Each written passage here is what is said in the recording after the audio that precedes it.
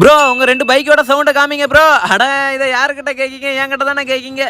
ரெண்டு பைக் இங்கே தான்ப்பா இன்னைக்கு. இப்பவுமே கிரிட்டுன்னு காமிச்சிடுறேன். ராஜ்மேட் வைஃபை இப்போ நம்ம ஃபர்ஸ்ட் புது பைக்ல இருந்து ஸ்டார்ட் பண்ணி ஆரம்பிச்சிடலாம்.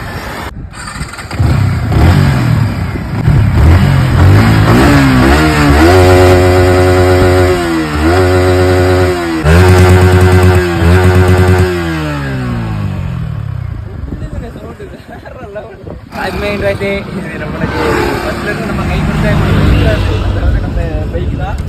இப்போ ஸ்டார்ட் பண்ணி பார்ப்போம்.